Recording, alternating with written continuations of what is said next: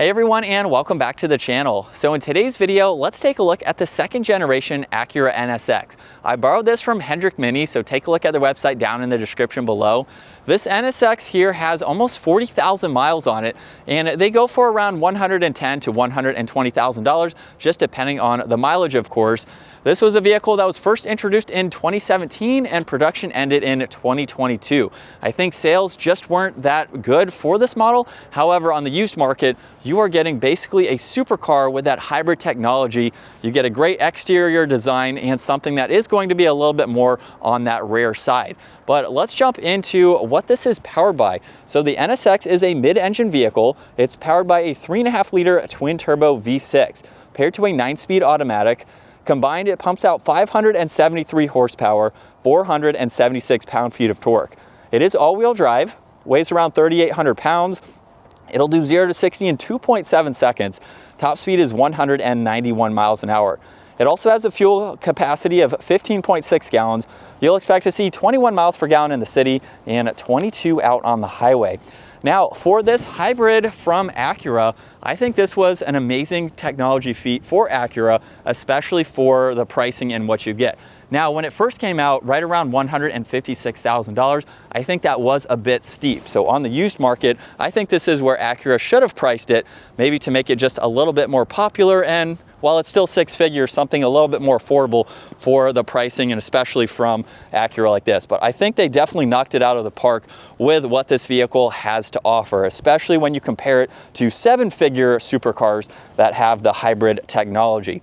So up front, you'll notice it's pretty subtle. There's some parking sensors. You have some large vents on both sides. There's also a very slim set for the LEDs for all of the lighting. And then there's open air inlets on the back section of the hood to provide some heat extraction, so that way it can flow through all of the vents up front, exit, and go around the car. Now, being a mid-engine vehicle, there's nothing up front except for some things to possibly work on. That you don't have storage or anything like that. There's no frunk for this mid-engine vehicle. But it has a really nice set of wheels. You have the side mirrors here with a very thin blade that goes out to the mirror itself, where there's also a turn signal. There's also gloss black for the roof, so that way it gives it a nice seamless look. And then it's really an unmistakable car. You could almost mistake this for a McLaren, maybe a Ferrari in the right lighting. So for well less than those models and other brands, you can get into an exotic looking car like this. All of the lines and shapes just give it a great look.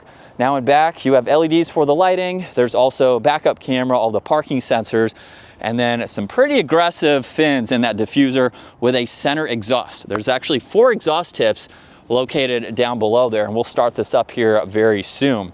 But working our way back to the engine space, there's actually a button in the back. So you don't have to grab the key fob, which is nice, and you get some storage behind the engine. There's only a few other mid-engine vehicles like the Corvette C8 along with the Lotus that provide you with storage behind the engine. So you have a little bit of space here. It's not the biggest, but you can place in a bag just like you saw there and at least bring a few things with you. Now this has a really cool design for the door handles that will pop out for you. And for the interior, you get memory seating adjustments. You have Alcantara and leather, window controls, a speaker down below, and then automatic seats here, which have a pretty neat design to them. Now there's also a small door sill, so you just have to step over that, and then you can easily hop in here, where we have a pretty nice design for the steering wheel. It's leather with carbon fiber accents. You have some basic controls on the steering wheel, like your Bluetooth. You have a source, voice commands, and then cruise control on the right, and some pretty large paddle shifters on both sides. But it is time to start this up and take a listen to how this sounds.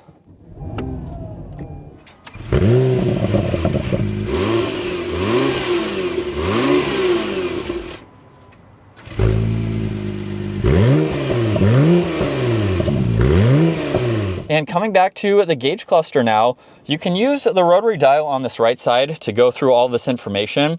So you have some vitals that you can get into, which is pretty helpful.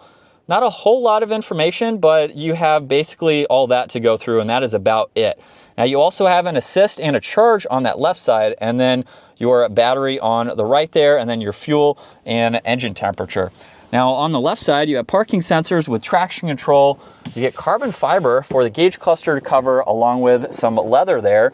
And then there's air vents in the middle, and then you have a pretty basic infotainment system. Now it looks like it is a touchscreen system. You do have some controls, however, on this left side too, that you can get into some of this information. So while I wouldn't say it's something you would expect to see in a supercar like this, you can at least go through your nav, you can have your phone paired, and go through some of this general information. So it is nice that you have some to go through.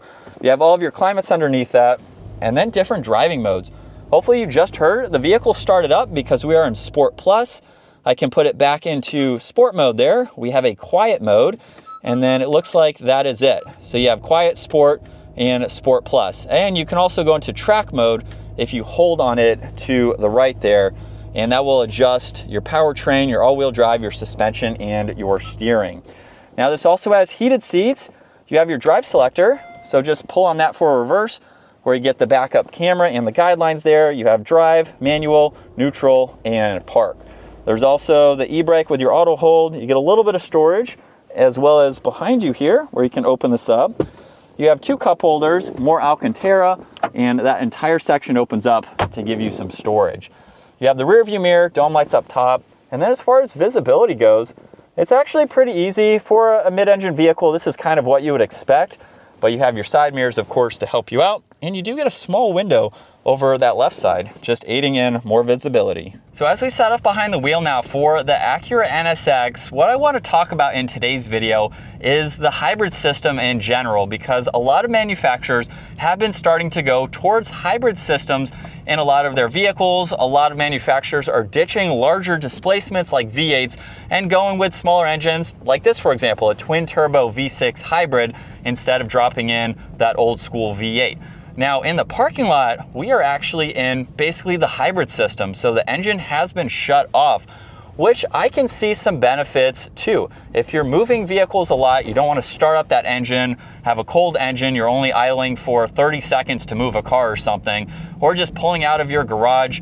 I think the hybrid system is pretty neat. We're basically just hearing that hybrid system. We're in EV mode, and I think that's pretty cool, especially in a vehicle like this.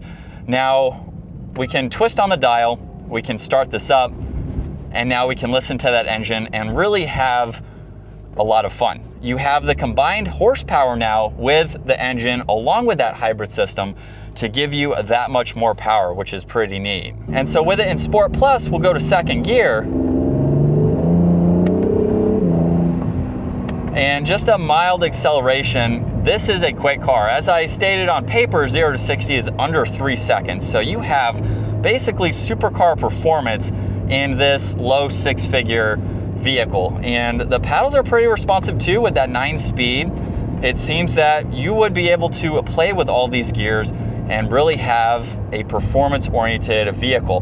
Now, let's put it back into quiet mode, where it looks like you can still use the paddles. So maybe it's not the full hybrid system. Maybe the quiet mode is just quiet exhaust, shutting it off, and you're not putting it into that hybrid system. So maybe the hybrid is just at slower speeds. I don't actually see a control to just put it in straight EV. But this is a cool vehicle nonetheless. And what I want to get back to is with that hybrid system, especially in today's market where you saw a lot of supercars starting to introduce hybrid systems, going away from those larger engines, and they were expensive. Ridiculously priced, 7 figures even for like a 918 from Porsche or the Ferrari, LaFerrari, things like that, that had that technology that we saw basically first introduced in some of those cars. So I think Acura took a really good idea and put it into something more affordable or more obtainable. I think the pricing was just a little bit too steep. Around $156,000. You were talking at the time, 2017, 2018, you were talking used Huracans, even Ferraris. There were other vehicles at that price point that you could jump into instead of getting into an Acura. And so I don't know if the car was well received with that pricing. I think on the used market, I think this is a fantastic vehicle to pick up. For the low 6 figures, you are going to be competing with other brands, but some of those other brands are more expensive now.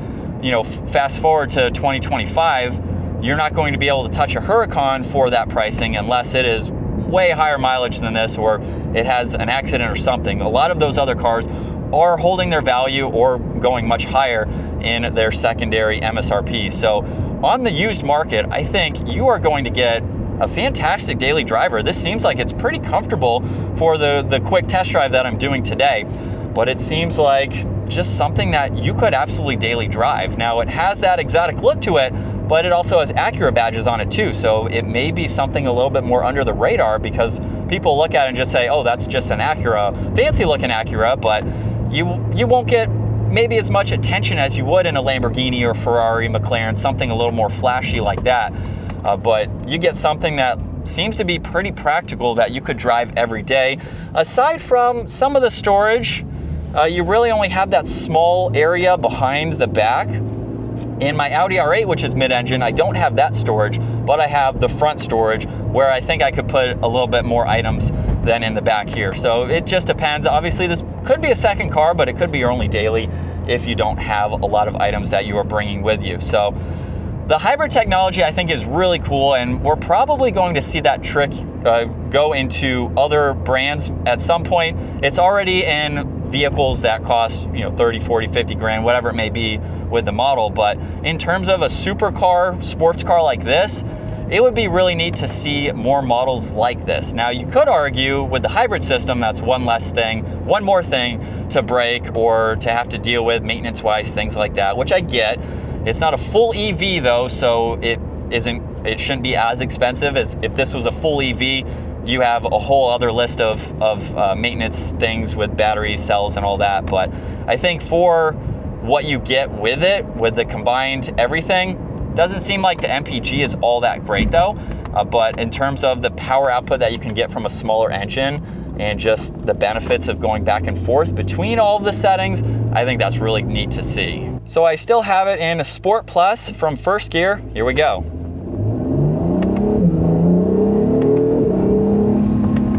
And just a mild acceleration there.